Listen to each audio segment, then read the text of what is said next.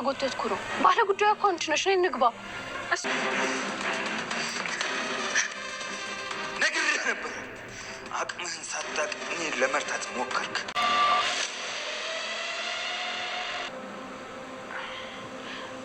ጠበቃ ብለህ እዚህ ቤት ምን?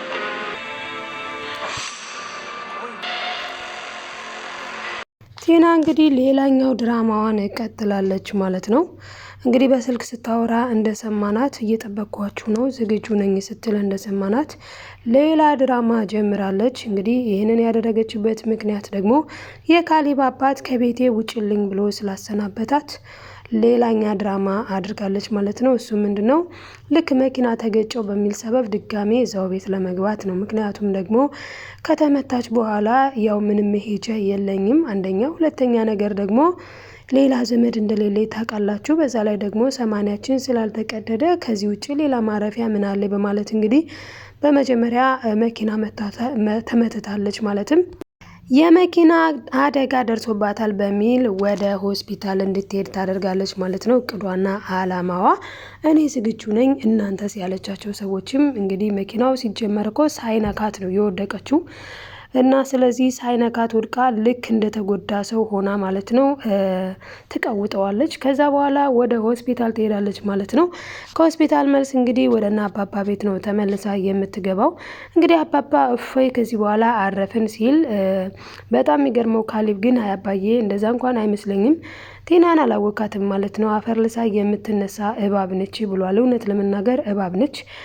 እና እንግዲህ አሁን ምን ልታደርግ ነው ያሰበችው? ድጋሜ እዛ ቤት ገብታስ ምን አይነት ምስቅልቅል ልታመጣ ትችላለች የሚለውን ስንመለከት እንግዲህ ተንኮሏንና ክፋቷን ድጋሜ ተመስገን ጋር ታርቃ ወይም ደግሞ ተመስገን አሁን ላይ ታስፈልጊኛለሽ በሚል እንግዲህ በባለፈው እንደተመለከትነው አታስፈልጊኝም ብሏት ነበረ። አሁን ላይ ግን አብረው ሆነው ይሰራሉ ማለት ነው። አሁንም በድጋሜ ተመስገንም ቢሆን እስካሁን ድረስ አልያዝኳትም እኔ እሷን ይዤ ወደ ሀገሬ እስክገባ ድረስ ትሁትን እንደይዛት በድጋሜ ከረዳሽኝ እሺ ብሏል። ምክንያቱ ደግሞ ይሄን ያለበት ምክንያት ካሌብ አሁን አውቆበታል። እንግዲህ ትሁትን ከዚህ በኋላ እፎያልን የሚያስጨንቀን የሚያስቸግረን ነገር የለም እቺ ነቀርሳ እንደሆነች ከዚህ ሄዳልናለች። ስለዚህ አሁንም ደግሞ ከህይወታችን ሰላም፣ ጸጥታ፣ ደስ የሚል ህይወት፣ ደስ የሚል ጊዜ ለማሳለፍ ግዴታ ይሄንን ሰውዬ ደግሞ እንደ ቲና ነቅለን መጣል አለብን ብሏል ማለት ነው ካሌብ።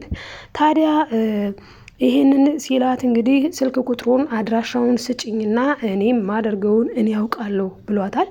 ትሁቴም እንግዲህ ታውቀዋለህ እኮ ካሌብ ታውቀዋለህ ሰውየው እኮ ጠበቃ ነኝ ብሎ እዚህ ቤት የመጣው የህግ አማካሪ ነኝ ያለ ወዳጅ የሆነው ሰውዬ ነው ብላ ትነግረዋለች ማለት ነው።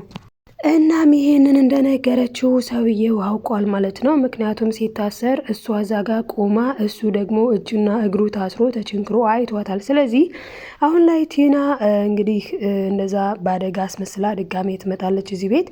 ትሁት ግን አለቀልኝ በቃ ኤዱዬ ምን ነው ባልጀመርኩት በቀረብኝ እያለች ነው። ምክንያቱም አይለቀኝም እኔ እንዳስያዝኩት ደግሞ አውቋል ብላለች። እንግዲህ ትሁት እንዳስያዘችው ግልጽ ነው።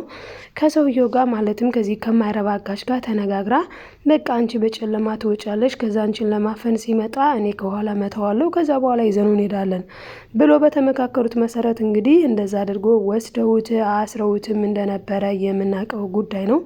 ታዲያ እንግዲህ ያንን ነፈዝ አጋች ማለት ነው እንቅልፍ በተኛበት ጊዜ ይሄ ደግሞ ተመስገን የሚሉት አውሬ የታሰረበትን ገመድ በጥሶ ከዛ እግሩንም ፈትቶ ቀስ አድርጎ እንደታሰረ ሰው ሆኖ እሺ ታዲያ ምን ላድርግ በቃ ያልከኝን ሁሉ አደርጋለሁ ምንድነው የምትፈልገው ብሎታል። በነገራችን ላይ አጋቹ ራሱ ትሁትን ምንድነው የምትፈልጊው ከሱ የፈለግሽውን ነገር ላድርግልሽ ብሏት ነበረ። ያው ግን ማድረግ አልቻለም በስተመጨረሻ።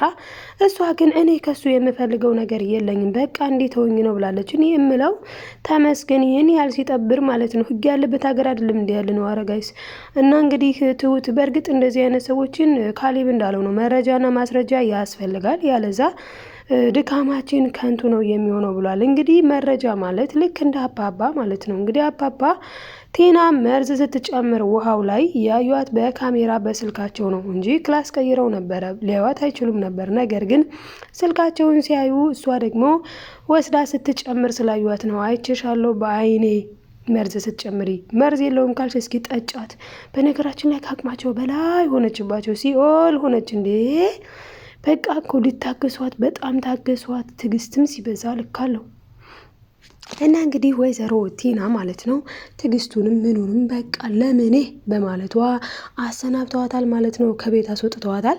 ካሌብ እንዳለው ግን ሲስተም ቀይራ ሙድ ቀይራ እንግዲህ ፊልሚያውን ቀይራ አመመኝ በሚል ሰበብ ድጋሚ መጥታ እንግዲህ ተኝታለች ማለት ነው። የካሌብ አልጋ ላይ በድጋሚ አሁን ላይ ትውትፍ እስከ መቼ ድረስ ነው ብላለች። ለምን ካሌብ ኦልሬዲ ፍቅሩን ሊገልጽላት ነበረ። በፍቅር አይን እየተመለከታት ነበረ።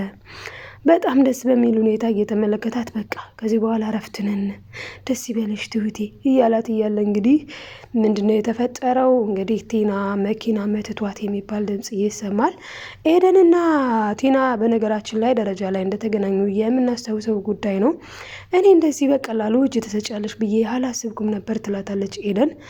እናም እንግዲህ ቲናም ተናግራለች፣ ሰው ያልሞተ ሰው ወድቆ ይነሳን፣ ስለዚህ እኔ ደግሞ እነሳለሁ አንቺ ብቻ ጠብቂ ብላት ነበረ። እሷም እንግዲህ ጠብቃለች። ስለዚህ አሁን ላይ በጣም በሚያሳዝን ሁኔታ ድጋሜ ቲና ወደዚህ ቤት ገብታ የትሁትንና የካሌብን ፍቅር ማለት በቃ ልታበላሽ ነው ማለት ነው። ይሄ መሆን አልነበረበትም። እንግዲህ ማለት ካሌብ ኦልሬዲ ፍቅሩን ሊገልጽላት ነው።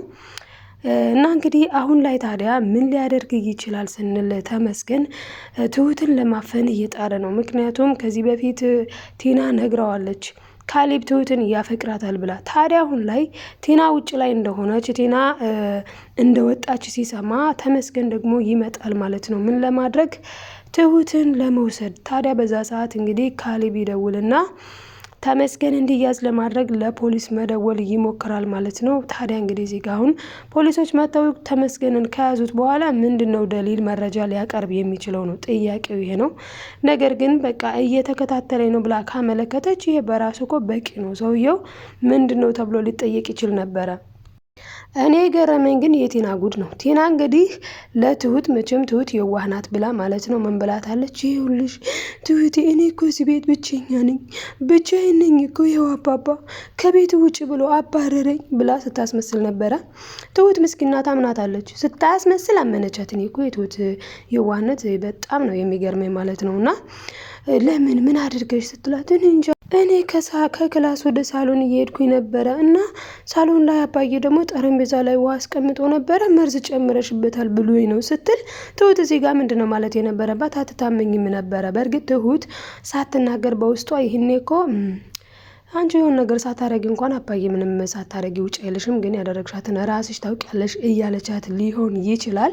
ነገር ግን እዚህ ጋር እንግዲህ ምንም እንዳላደረገች ስትነግራት ትሁት የዋይቱ አምናት መጥታ አባባን አባዬ ምን አድርጋ ነው ለምን አትተዋትም አይነት ነገር ለምና ነበረ። አባባም ነግሯታን ይኸውልሽ እኔ ዛሬ ማታ አሁን ካሌብ ሲመጣ ነገ ጠዋት እችን ጉድ ነብሰ ገዳይ ቤቴ ማየት አልፈልግም ብለዋል። እውነት ነው እንዴ? ትዕግስት ሲበዛ እኮ ጠነዛ፣ በቃ አስጠላ ማለት ነው የምር። እና እንግዲህ ተሰናብታለች ከቤት አሁን ለመግባት ትሞክራለች። አባባ ግን ሴራ እንደሆነ ስለሚያውቅ ምክንያቱም ተደዋውላ እኔ ዝግጁ ነኝ እናንተ ነው ብላ ሄዳ መኪናው ገና ሳይነካት ነው የወደቀችው። ሲጀመር እንደው ነካ እንኳን አላረጋትም።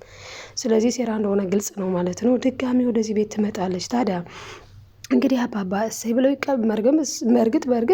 በእርግጥ ማለት ነው እንደው ቲናን የወለደቻት እናቷ ራሱ እሰይ ብላ የምትቀበላት አይመስለኝም፣ በጣም አውሬ ከመሆኗ የተነሳ። እና እንግዲህ ቲና ማንም ዘመድ የለኝም እያለች ነው የምትገኘው። እኔ እንዴት ነው በቅላ ነው? በእርግጥ እንኳን በቅላ ሳይሆን አይቀርም። ይህንን አውሬነት ባህሪ መቼም ከሰው የተወለደ ሰው እንዲህ አይነት አውሬያዊ ባህሪ ማለት በቃ በአንዱ ስትይዙት በአንዱ እንዴ በመጨረሻ እኮ ዳኒ በቃ እንሽሻለ ወንዱ ልጅ ማለት ነው። የዚህን ያክል አውሬነት ከየት እንዳመጣችሁ እና እንግዲህ አሁን ላይ ተመስገን አግዝሻለሁ ብሏታለኝ። ምክንያቱ ደግሞ እንዳይያዝ በመፍራት ማለት ነው። ካሌብ የሰራው ወጥመድም ሊሳካለት አልቻለም። ማለትም ተመስገንን ለማጥመድ ያደረገው ማለት ነው። ቢሳካለትና እንግዲህ ወደ ሀገሩ ቢመለስ በቃ እየተከታተለኝ ነው የሆነ ነገር በሆን ተጠያቂ ይሄ ሰው ነው ብላ ብታመለክት አሪፍ ነበረ። ምክንያቱም ኦልሬዲ እነሱም እኮ አሁን ቲና መጥፎ ሰው ናት። ለዛም ማሳገት ማሳሰር የሚለውን ነገር ታሳስር። ትሁትና ኤደን ግን በጣም መልካም ደህና ሰው ደግ ናቸው የምንላቸውም ማሳገቱን ሞከሩት። እንደማን እንደ ቲና። ስለዚህ ሳናስበው ወደ አውሬነት እንቀየራለን በአንዳንድ አውሬ ሰዎች ምክንያት እና እንግዲህ እነሱ ባይቀላቀሉ እንደሷ ባይሆኑ መልካም ነበረ። ግን እንደሷ ሆነው ሰውየውን ማለትም ተመስገንን አሳግተውት ነበረ። ነገር ግን አልሰራላቸውም። ምክንያቱም አጋች ተብዬው እንቅልፋም ስለሆነ አቶ ተመስገን አምልጧል ማለት ነው። ታዲያ እንግዲህ ትሁትን ከዚህም በፊት ሲያስፈራራት እንደነበረው አሁንም ይልቁንስ እኔ እንደነገርኩሽ ተዘጋጅና ወደ ሀገራችን ነው የምንሄደው። አንቺ የማንም ልትሆኚ አትችይም። እኔ በህይወት እያለው የማንም አትሆኝም እያለ ስቲል እየደነፋ ይገኛል ማለት ነው አቶ ተመስገን። እንግዲህ በስተመጨረሻ የአቶ ተመስገን ውሳኔ ምን ሊሆን ይችላል ካልን ግዴታ ነው ለህግ መቅረቡ አይቀሬ ነው። እና ቲና በዚህ መልኩ እንግዲህ እንደምታዩት መኪናው አጠገቧ ራሱ አልደረሰም።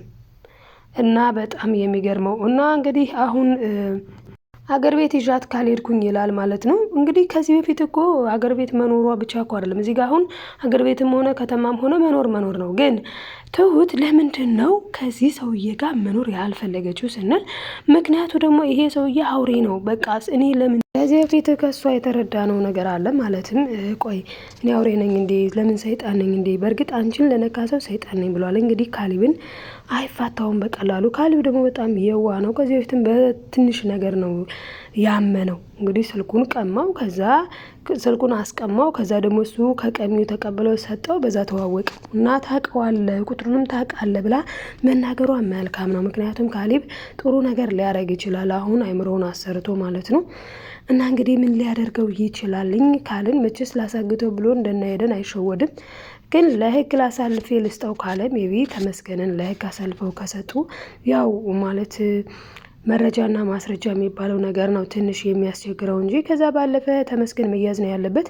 እንግዲህ ቲና ድጋሚ ወደዚህ ቤት መጥታለች። ምን ልታረግ ትችላለች? ወደፊት ደግሞ ሌላ በስማን በጣም ነው የሚገርመኝ ነገር ተንኮል የማያልቅባትና ቤተሰብ ያለኝም ያለችው የሆነ ቦታ ነው የበቀለችው። የሆነ ቦታ እኔ እንጃ የት እንደሆነ የት ሊሆን ይችላል ጋይስ እኔ አላቅም። ብቻ እናንተ የት በቅላ ሊሆን ይችላል? በዚህ ልክ ተንኮል የተሞላችሁ ነው።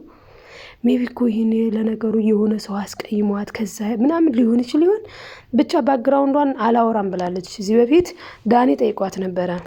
ቆይ አንቺ ግን ካሌብን ከማግባትሽ በፊት ምን ነበረ ህይወትሽ ሲላት አልናገርም ብላለች። ስለዚህ በቅላም ሊሆን ይችላል ማለት ነው። ለማንኛውም ያው የክፋቷን ጥግ ለመግለጽ ፈልጌ ነው። ትረዱኛላችሁ ውዶቼ ማሮቼ። ላይክ ሰብስክራይብ እያደረጋችሁ ቤተሰብ ያልሆናችሁ ቤተሰብ ሁኑ። መልካምነት ለራስ ነው መልሶ ይከፍላል። ባይ ባይ ውዶችዬ፣ በጣም ነው የምወዳችሁ። በተለይ ሀሳብ አስተያየታችሁን ኮሜንት ላይ ለምትጽፉልኝ ደግሞ ትልቅ ክብር አለኝ። ላይክ የምታደርጉትም እንደዛው ማለት ነው። ክበሩልኝ። እንግዲህ ለሀገራችን ሰላም፣ ፍቅር፣ አንድነቱን ይስጥልን። ሰላማችሁ ይብዛልኝ ተወዳጆች። ሰላም ከሁሉ በላይ ነው ውዶችዬ። ባይ ባይ።